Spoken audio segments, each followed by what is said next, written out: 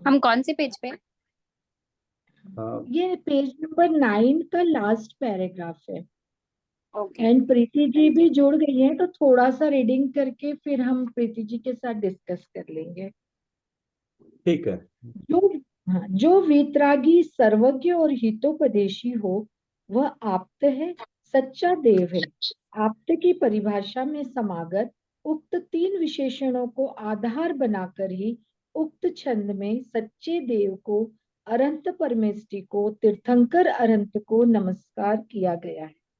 उक्त गुणों को आधार बनाकर ही आचार्य समंतभद्र ने आप्त मीमांसा, आचार्य विद्यानंद ने आप्त परीक्षा नामक ग्रंथ लिखे हैं, जिनमें क्रमशः आप्त के स्वरूप पर मीमांसा की गई है, आप्त की परीक्षा की गई है। इस प्रकार यह मंगलाचरण भी अनेक ग्रंथों का जनक है। प्रीति, इस पे कुछ प्रकाश डालना चाहेंगे आप?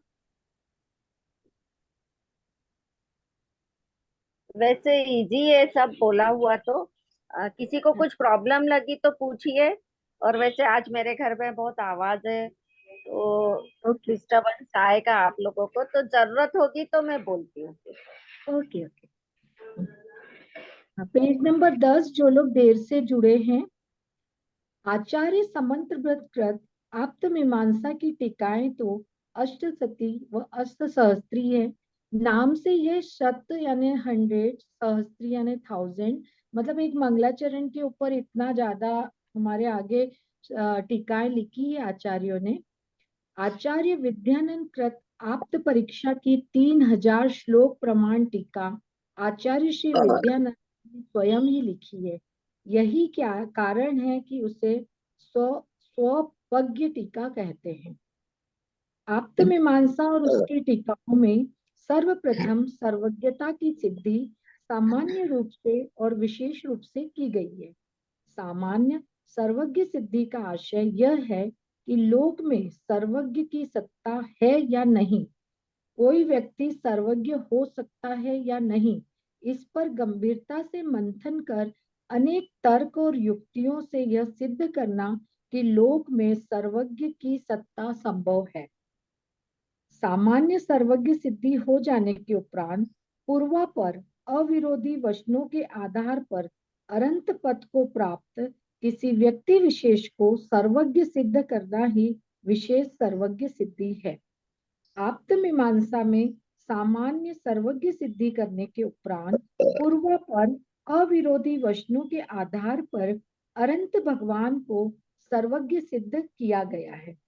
साथ में यह भी बताया गया है कि पूर्वा पर विरोधी वचनों के कारण कपिलादि सर्वज्ञ नहीं है। जो ऊपर दिया है कि आप के स्वरूप पे मीमांसा की है, तो मतलब उसी को सिद्ध किया हुआ है आचार्य श्री ने। यहाँ एक प्रश्न संभव है कि यहाँ तो आप अनंत पद में सर्वज्ञता सिद्ध कर रहे हैं, अतः यह विशेष सर्वज्ञ सिद्धि कहाँ हुई है? अनंत पद के सामान्य होने से यह एक प्रकार की सामान्य सर्वज्ञ सिद्धि ही हुई है। उत्तर, ऐसा नहीं है, क्योंकि सामान्य सर्वज्ञ सिद्धि में तो यह सिद्ध किया जाता है कि इस लोक में सर्वज्ञ की सत्ता ही संभव है। सबको जानना, प्रत्यक्ष जानना असंभव नहीं है, मात्र यह सिद्ध करना ही सामान्य सर्वज्ञ सिद्धि है। अनंत पद को प्राप्त व्यक्ति सब द्रव्यों को उनके गुण पर्यायों सहित एक ही समय में जानता है, जान लेता है, यह सिद्ध करना विशेष सर्वज्ञ सिद्धि है। इस पर यदि कोई यह कहे कि ऋषभदेव या महावीर को सर्वज्ञ सिद्ध करना विशेष सर्वज्ञ सिद्धि क्यों नहीं है, तो उसका सहज उत्तर यही होगा कि ऋषभदेव या महावीर जन्म से लेकर देहांत तक देह में रहने वाले व्यक्ति का नाम है। ऋषभदेव या महावीर जन्म से सर्वज्ञ नहीं थे, अतः उनमें सर्वज्ञता सिद्ध करना अति व्याप्ति दोष से दूषित होगा। किंतु अरहंत पद को प्राप्त व्यक्ति विशेष तो नियम से ही सर्वज्ञ होते हैं। ये मैम भी उस दिन बताए थे कि हम जब उन्होंने वितरागिता और जब 13वां 14वां गुणस्थान प्राप्त किया था तभी हम उनको सर्वज्ञ कह सकते हैं। उसके पहले तो व्यक्ति थे, जन्म से वो सर्वज्ञ नहीं थे। मैम ने उस दिन क्लास में ये बताया था। और इसके बाद प्रीति जी अतिव्याप्ति दोष पे थोड़ा सा प्रकाश डाल दीजिए तो सबको वो शब्द क्लियर हो जाएगा। प्रीति जी। हाँ हाँ। हाँ, अपन ने अतिव्याप्ति दोष पे। हाँ, हाँ अपन ने वीतराग विज्ञान या तत्व ज्ञान पाठमाला में पढ़ा था। 3 दोष पढ़े थे, अतिव्याप्ति, अव्याप्ति और असंभव दोष, ऐसे सब पढ़े अच्छा। थे अपन। तो ये अतिव्याप्ति यानी अपन अतिव्याप्ति यानी अति हो जाएगा, व्याप्त हो जाएगा, सभी में व्याप्त लगेगा। वो अपने को उदाहरण दिया था, जैसे गाय का उदाहरण दिया था, उसी टाइप से यहाँ लेना कि हर महावीर अरिहंत नाम के आदमी को फिर अपने को सर्वज्ञ मानना पड़ेगा, ऐसा अतिव्याप्ति दोष आ जाएगा। यहाँ ये कहना चाह रहे हैं। इसलिए वैसा नहीं होके जब अरिहंत पद को प्राप्त होते हैं, नाम से यहाँ रिलेटेड नहीं है, यहाँ पद से जब अरिहंत पद पा जाएंगे तब विशेष रूप से वो सर्वज्ञ होंगे, नियम से सर्वज्ञ होंगे। विशेषता ये है इस कथन की कि नियम से ही सर्वज्ञ होंगे। आगे पढ़ती हूँ। अतः अरहंत को सर्वज्ञ सिद्ध करना ही विशेष सर्वज्ञ सिद्धि है। यह कथन पूर्णतः निर्दोष है। यही कारण है कि जैनागम में सर्वत्र यही कहा गया है, जिन्हें ही उच्चारण प्रीति जी के एक बार आप करके दिखाइए, इसका प्राकृत का है। जिन्हें ही मुझे निदिष्ठा। जिनेन्द्र भगवान ने कहा है, भणितो खल्लू सव तरी से ही सर्वदर्शी अरहंत भगवान के द्वारा कहा गया है। कहीं भी यह नहीं कहा गया ऋषभ देव ने कहा या महावीर ने कहा, क्योंकि हर जगह यही होता है कि सर्वज्ञ की वाणी में आया, सर्वज्ञ की दिव्य ध्वनि में आया। कहीं भी हम ये नहीं कहते कि ऋषभ देव भगवान ने कहा या महावीर भगवान ने कहा। तो यही बात यहाँ पर बताई। ध्यान रहे, असी मसी कृषि आदि का उपदेश भी राजा ऋषभ देव ने दिया था, अरंत भगवान ऋषभ देव ने नहीं, सर्वज्ञ भगवान ने नहीं। यह तो आप जानते ही हैं, अरंत पद प्रकट करने की अपेक्षा उपादेय है। अतः हमें अरहंत बनना है, पर महावीर नहीं बनना है, ऋषभ देव नहीं बनना है। प्रश्न फिर आया, दीक्षा लेते समय नाम बदलने का कारण भी क्या यही हो सकता है? मतलब ऐसी शंका आई कि दीक्षा के समय अक्सर नाम बदले जाते हैं, तो बोले यही कारण है क्या? तो उत्तर आया, हो क्या सकता है, होता ही है, क्योंकि जिस प्रकार शुद्ध सात्विक जीवन मुनि अवस्था में होता है, उस प्रकार का शुद्ध सात्विक जीवन उसके पूर्व गृहस्थ जीवन में कैसे हो सकता है? फिर प्रश्न आया, इस प्रकार तो तीर्थंकर पद के बारे में भी प्रश्न खड़ा हो सकता है। तो उत्तर आया, नहीं, कदापि नहीं, क्योंकि तीर्थंकर प्रकृति का उदय 13वें गुण स्थान में होने से तीर्थंकर को नियम से ही सर्वज्ञ होते हैं। वस्तुतः बात तो यह है कि 13वें गुण स्थान के पहले कोई भी व्यक्ति न तो सर्वज्ञ है, न तो अरहंत है, और न ही तीर्थंकर है। ये तीनों अवस्थाएं एक साथ ही प्रकट होती है। वस्तुतः बात यह है, यहाँ 13वें गुण स्थानवर्ती तीर्थंकर अरंत भगवान को ही आप्त कहा गया है। 13वें गुण स्थान के बाद ही आप्त कहा गया है। 12वें गुण स्थान तक भी मुनिराजों को आप्त नहीं कहा गया। आगे वीरेन जी आप पढ़ेंगे। ठीक है, आज आपको किताब मिल गई है? हाँ जी, मैंने ढूंढ के लाई हूँ किताब। ओके।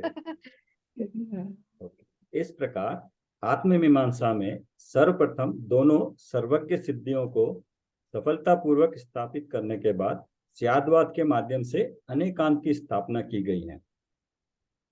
आप्त परीक्षा में मुख्य रूप से जगतकर्ता ईश्वर, सुगत, कपिल आदि की परीक्षा करते समय अनेक तर्क और युक्तियों से यह सिद्ध किया गया है कि वे सर्वज्ञ नहीं थे।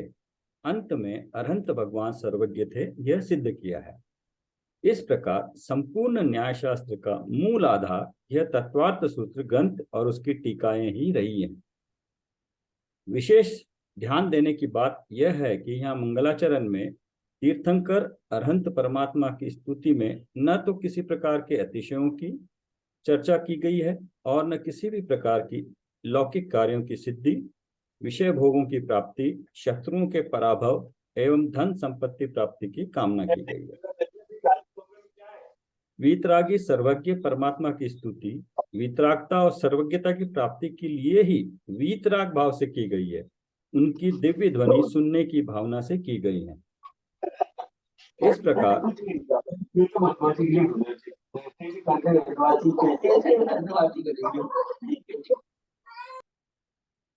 यह सुनिश्चित है कि सब म्यूट कर लीजिए अपने आप, बाकी लोग म्यूट कर लीजिए अपने आप को। इस मंगलाचरण के छंद को आधार बनाकर लिखा गया आचार्य समंत भद्र कर देवागम स्त्रोत व अन्य स्तुति साहित्य न केवल सर्वोत्कृष्ट एवं आदर्श स्तुति साहित्य अपितु जैन न्याय का मूल उद्भव स्थान भी है। आज के स्तुति साहित्य में तो अनेक प्रकार की विकृतियां आ गई हैं। वीतरागी सर्वज्ञ भगवान को कर्ता धर्ता बताकर उनसे भोगों की भीख मांगना, अनेक प्रकार के संकटों से उबारने की प्रार्थना करना, यहाँ तक कि कल्पित शत्रुओं के विनाश करने की प्रार्थना करना तो आम बात हो गई है। पेज नंबर 13 पर यद्यपि जैन दर्शन के मूल सिद्धांतों के विरोधी इस प्रकार के स्तुति साहित्य को जैन स्तुति साहित्य कहना भी उचित प्रतीत नहीं होता, तथापि व्यर्थ के विवाद से बचने के लिए यह सब व्यवहार में से किया गया उपचरित कथन है, ऐसा कहकर मानकर उपेक्षणीय है। तात्पर्य यह है कि एकमात्र वीतरागी सर्वज्ञ परमात्मा ही इष्ट देव है और उनकी दिव्य ध्वनि में समागत वीतरागी तत्व ज्ञान ही एकमात्र उपादेय है, ग्रहण करने योग्य है। वस्तुतः विचार किया जाए तो एकमात्र त्रिकाली ध्रुव निज भगवान आत्मा ही जानने योग्य है, निज रूप जानने मानने योग्य है, उसमें ही अपनापन स्थापित करना है, उसमें ही जमना रमना है। इसका नाम ही निश्चय से सम्यक दर्शन, सम्यक ज्ञान और सम्यक चारित्र है। एकमात्र यही साक्षात मुक्ति का मार्ग है। इस प्रकार हम देखते हैं कि तीर्थंकर अरहंत भगवान दिव्य ध्वनि के माध्यम से मुक्ति मार्ग का स्वरूप बताकर भव्य जीवों को मुक्ति के मार्ग में ले जाते हैं। इसलिए वे मोक्ष मार्ग के नेता हैं। 4 घातिया कर्म के उदय से होने वाले मोह राग द्वेष आदि 18 दोषों से रहित होने से कर्म रूपी पर्वतों के भेदक पूर्ण वीतरागी, केवल ज्ञान के धारक होने से अपने आत्मा के साथ साथ द्रव्य गुण पर्याय सहित लोक के समस्त पदार्थों को हाथ पर रखे हुए आंवले के समान जानने के कारण सर्वज्ञ है। उनकी वाणी पूर्वापर विरोध से रहित पूर्णतः सत्य है। असत्य या तो अज्ञान से बोला जाता है या फिर राग द्वेष से। वीतरागी सर्वज्ञ भगवान के न तो राग द्वेष है और न अज्ञान है, अतः उनकी वाणी सत्य है, अत्यंत हितकारी है। जो व्यक्ति उनके बताए मुक्ति मार्ग पर चलता है वह भी वीतरागी सर्वज्ञ हो जाता है, अनंत सुख शांति को प्राप्त करता है। यही कारण है कि उन्हें हितोपदेशी कहा जाता है। इस प्रकार अनेक शास्त्रों के मूलाधार इस मंगलाचरण के छंद में वीतरागी सर्वज्ञ और हितोपदेशी अरहंत भगवान को उन जैसा बनने की भावना से नमस्कार किया गया है।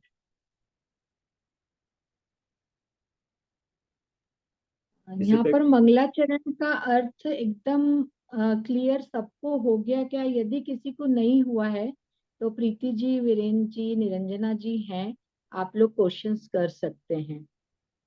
यदि किसी को भी कुछ डाउट है, सर्वज्ञ, हितोपदेशी, वीतरागी, मतलब पूरा डिटेल काफी सरल भाषा में है।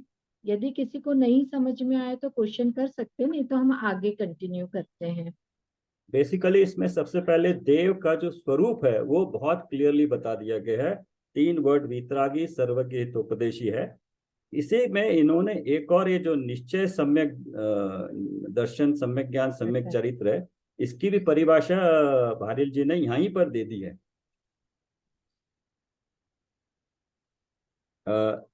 तो पहला अध्याय पेज नंबर 14 मोक्ष मार्ग, ये पूरा अध्याय है, पहला अध्याय हमारे सिलेबस में। मंगलाचरण के उपरांत अब सर्वप्रथम मोक्ष मार्ग की चर्चा आरंभ करते हैं। यह महाशास्त्र तत्वार्थ सूत्र मोक्ष मार्ग के निरूपण से आरंभ होता है और मोक्ष के स्वरूप प्रतिपादन पर समाप्त होता है। इसके 10वें अर्थात अंतिम अध्याय में मोक्ष तत्व का ही निरूपण है। इस तरह इसका मोक्ष शास्त्र नाम भी सार्थक ही है।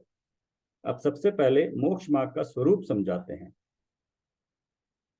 क्वेश्चन के रूप में है, मानो संसारिक दुखों से संतप्त कोई आसन्न भव्य जीव आचार्य उमास्वामी से पूछ रहा हो कि हे प्रभु, इन दुखों से, राग द्वेष से, कर्मों से छूटने का उपाय क्या है, इनसे मुक्त होने का उपाय क्या है? उसके उत्तर में आचार्य देव कहते हैं, तो पहला सूत्र है सम्यक दर्शन ज्ञान चारित्राणि मोक्ष मार्ग। सम्यक दर्शन, सम्यक ज्ञान और सम्यक चारित्र, इन तीनों की एकता ही मोक्ष मार्ग है। सांसारिक दुखों से छूटने का यही एकमात्र उपाय है। सम्यक दर्शन, सम्यक ज्ञान और सम्यक चारित्र, ये तीनों अलग अलग तीन मोक्ष मार्ग नहीं है, अपितु तीनों मिलकर अभेद रूप एक मोक्ष मार्ग है। यह बताने के लिए उक्त सूत्र के मोक्ष मार्ग इस पद में एक वचन का प्रयोग किया गया है। दर्शन, ज्ञान और चारित्र की आदि में लगा हुआ सम्यक पद मिथ्यात्व अर्थात मिथ्या दर्शन, मिथ्या ज्ञान और मिथ्या चारित्र के निषेध के लिए है। अतः इस सम्यक पद को दर्शन, ज्ञान और चारित्र इन तीनों के साथ लगाना चाहिए, क्योंकि यह पद आदि दीपक है।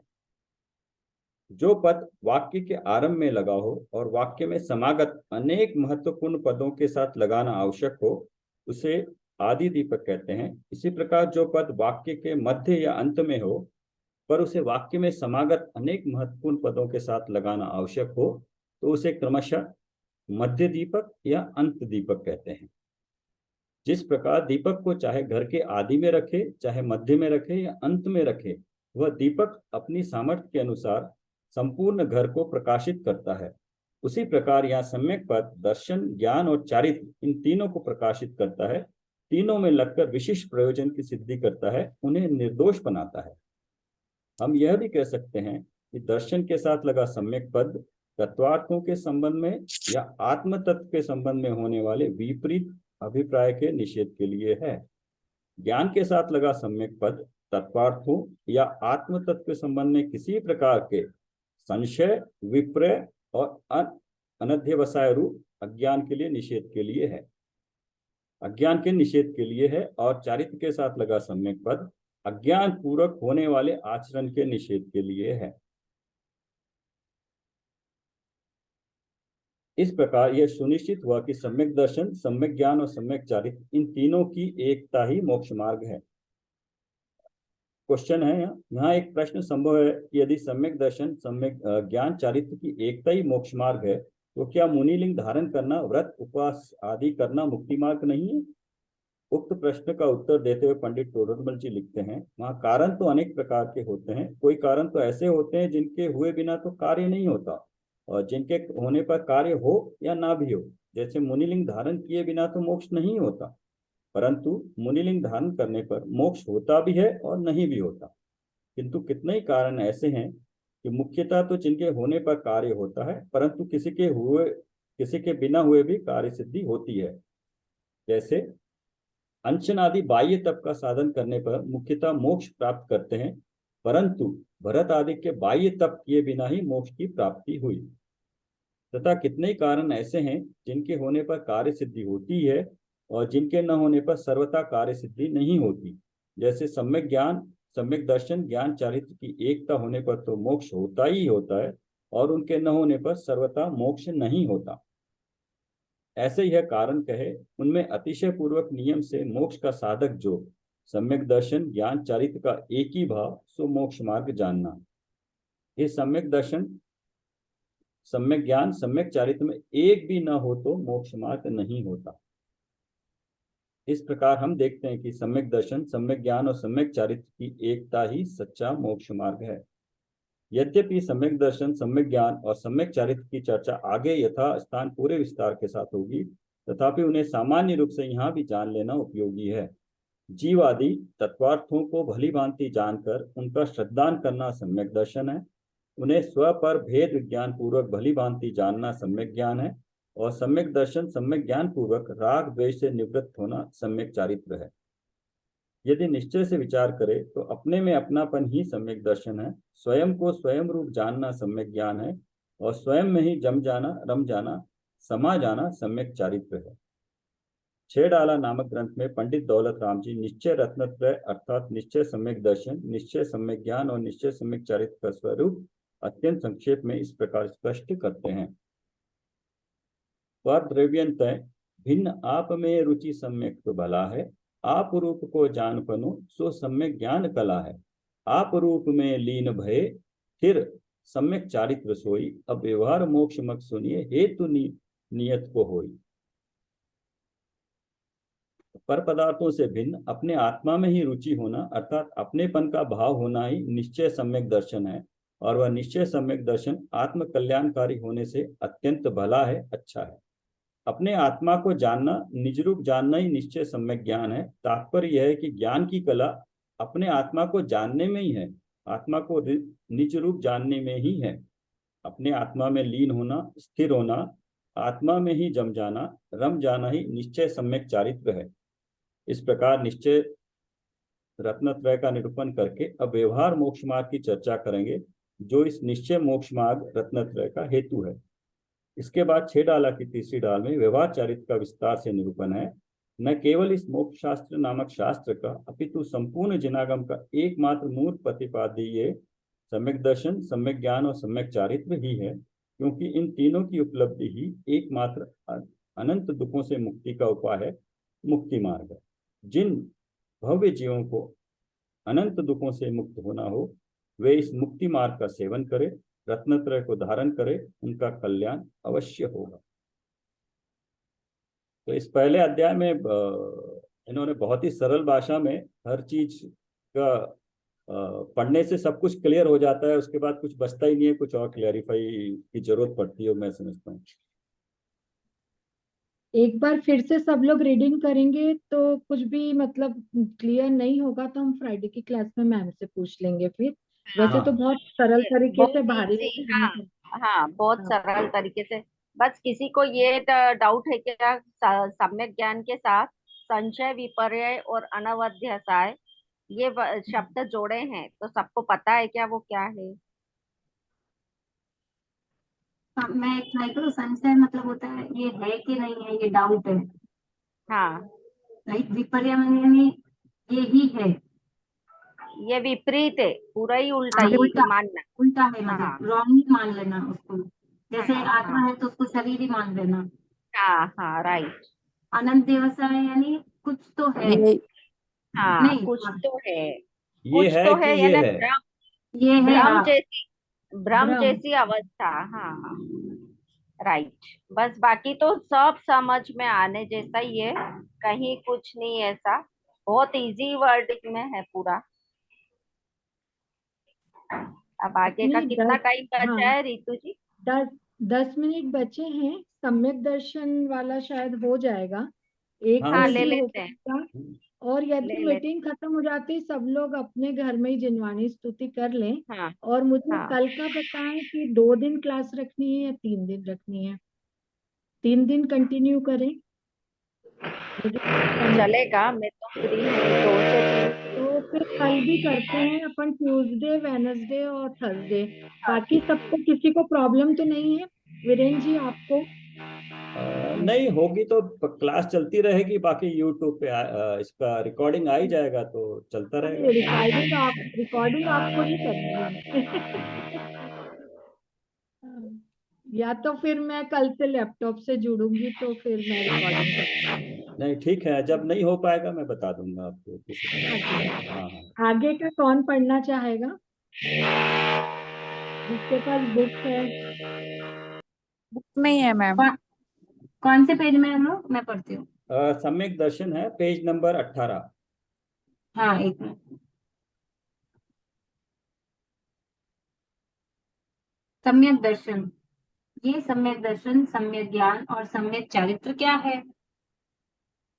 ऐसा पूछे जाने पर सर्वप्रथम सम्यक दर्शन का स्वरूप समझाते हैं। तत्वार्थ श्रद्धानम, श्रद्धानम सम्यक दर्शनम, तत्वार्थ का श्रद्धान ही सम्यक दर्शन है। तत्वार्थ पद तत्व और अर्थ इन दोनों शब्दों से मिलकर बना है। इनमें तत्व शब्द भाववाची है और अर्थ शब्द वस्तुवाची है। तात्पर्य यह है कि किसी वस्तु को जानने के लिए उस वस्तु के साथ उसके भाव को भी जानना चाहिए। जिस प्रकार किसी धातु के निर्मित विशिष्ट आकार वाला ग्लास नामक एक वस्तु है और जलादि तरल पदार्थों को धारण करना उसका भाव है, कार्य है। तो मतलब वह तत्व जो है वो उसका भाव है, राइट। यहाँ पे जैसे वो लक्ष्मी जी, आप पानी को वीडियो धारण चालू किया। कर लीजिए तो अच्छे हाँ, से कनेक्ट हो पाएंगे। आप अपना वीडियो ऑन कर लीजिए, यदि अनुकूलता हो तो अच्छे से ओके, कनेक्ट हो जाएंगे। हाँ, एक मिनट। हाँ, प्रीति जी, थोड़ा सा इसको ले लीजिए, भाववाची और वस्तुवाची ना, फिर आगे बढ़ते हैं।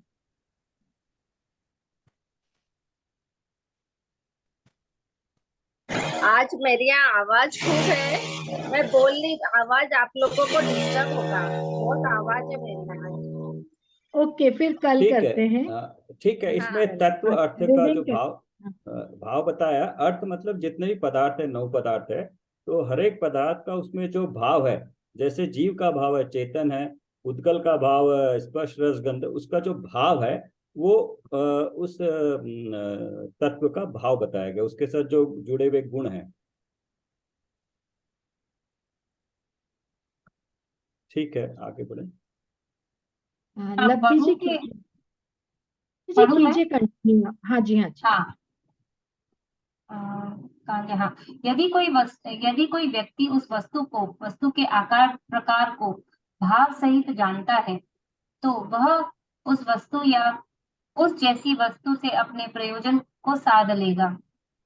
तात्पर्य यह है कि किसी वस्तु की पहचान तभी सच्ची होगी जब हम उस वस्तु को भी जाने और उसके भाव को भी जाने। इस प्रकार भाव सहित वस्तु ही तत्वार्थ है। आचार्य कल्प पंडित टोडरमल जी की दृष्टि में तत्वार्थ का भाव इस प्रकार है। यहाँ यदि तत्व श्रद्धान ही कहते तो जिसका यह भाव तत्व है उसके श्रद्धान बिना केवल भाव ही का श्रद्धान कार्यकारी नहीं है, तथा यदि अर्थ श्रद्धान ही कहते तो भाव के श्रद्धान बिना पदार्थ का श्रद्धान भी कार्यकारी नहीं है। जैसे किसी को ज्ञान दर्शनादिक व वर्णादिक का तो श्रद्धान हो, यह जानपना है, यह श्वेतपना है इत्यादि प्रतीति हो, परंतु ज्ञान दर्शन आत्मा का स्वभाव है, मैं आत्मा हूँ, तथा वर्णादि पुद्गल का स्वभाव है, पुद्गल मुझसे भिन्न अलग पदार्थ है, ऐसा पदार्थ का श्रद्धान न हो तो भाव का श्रद्धान कार्यकारी नहीं है। तथा जैसे मैं आत्मा हूँ ऐसा श्रद्धान किया, परंतु आत्मा का स्वरूप जैसा है वैसा श्रद्धान नहीं किया, तो भाव के श्रद्धान बिना पदार्थ का भी श्रद्धान कार्यकारी नहीं है। इसलिए तत्व सहित अर्थ का श्रद्धान होता है सो ही कार्यकारी है, अथवा जीवादिक को तत्व संज्ञा भी है और अर्थ संज्ञा भी है।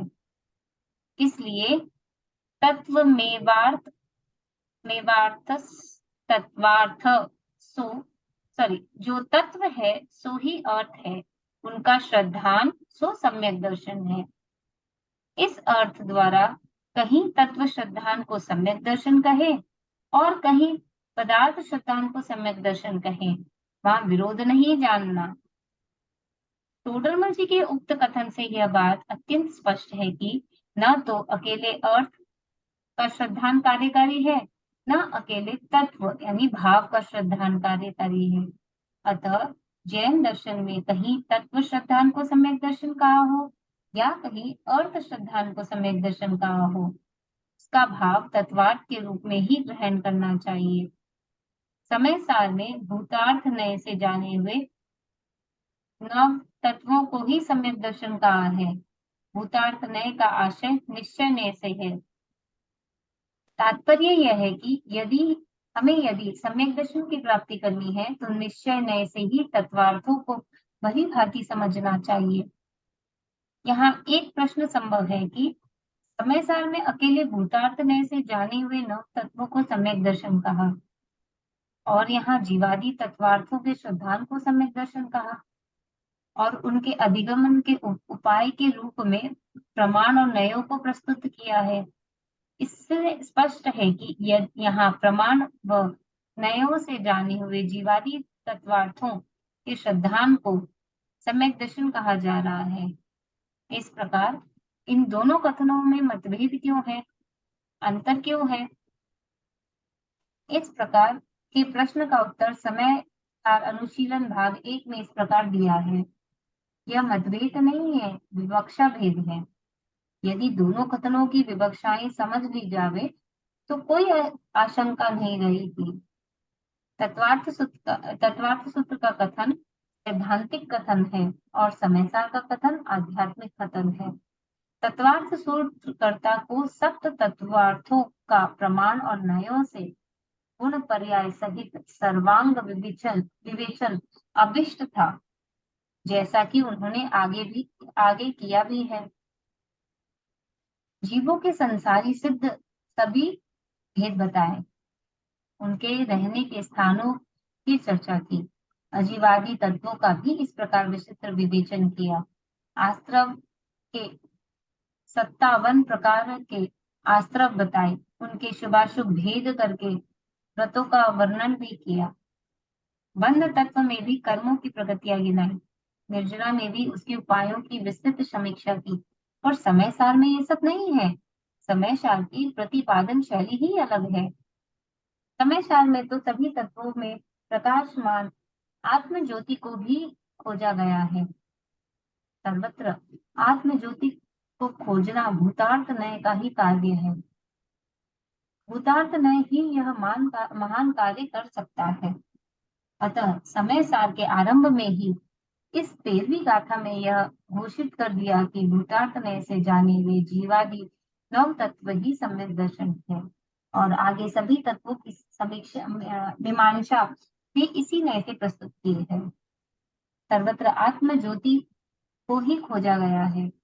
रही बात तत्वों की संख्या में 7 और 9 के अंतर की, तो यह कोई बात नहीं है, क्योंकि तत्वार्थ सूत्र में पुण्य और पाप को आश्रव बंध में शामिल कर लिया गया है और समय सार में उन्हें अलग कह दिया है। बस इतनी ही बात है। विभिन्न शास्त्रों में सम्यक दर्शन की विभिन्न प्रकार की अनेक परिभाषाएं प्राप्त होती है, जिनमें 4 प्रमुख है, जो इस प्रकार है। नंबर 1, जीवादि तत्वार्थों का श्रद्धांत सम्यक दर्शन है। 2, आपा पर का श्रद्धांत सम्यक दर्शन है। 3, आत्म श्रद्धांत सम्यक दर्शन है। 4, देव शास्त्र गुरु का श्रद्धांत या देव गुरु धर्म का श्रद्धांत सम्यक दर्शन है। इन सबका समन्वय पंडित टोडरमल जी के मोक्ष मार्ग प्रकाशक में विस्तार से